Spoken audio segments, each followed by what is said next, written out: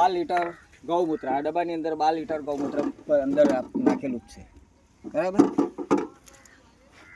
એની અંદર 500 ગ્રામ લસણની ચટણી, 1 કિલો લીલા મરચાંની ચટણી, તીખા મરચાં આવે, 500 ગ્રામ આદુની ચટણી, 1 કિલો લીમડો એની ચટણી આપણે નાખીએ.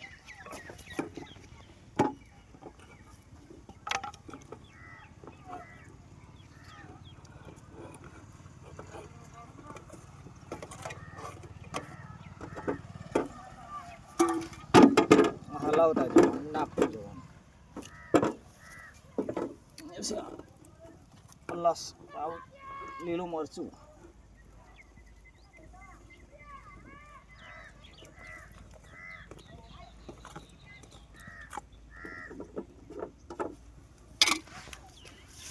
પછી આદુ,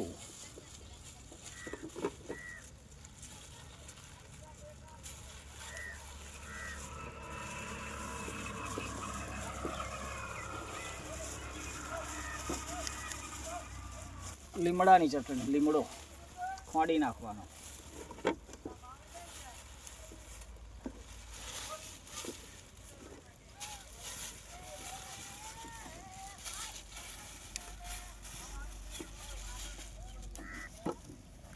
અને બરાબર 3 ઉભરા આવવા દેવાના.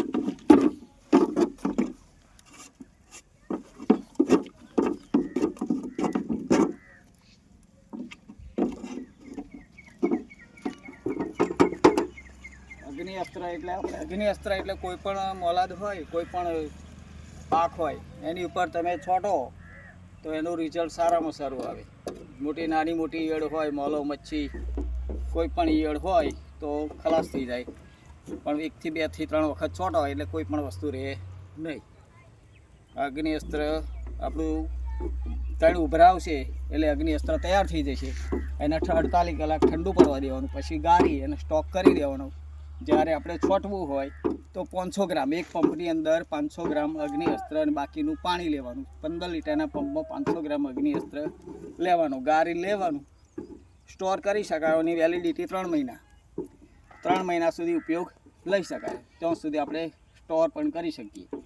ગાળીને ભરી દેવાનું ડ્રમની અંદર, પણ એને 3 ઉભરા બરાબર આવી જાય ત્યાં સુધી ઉકાળવાનું.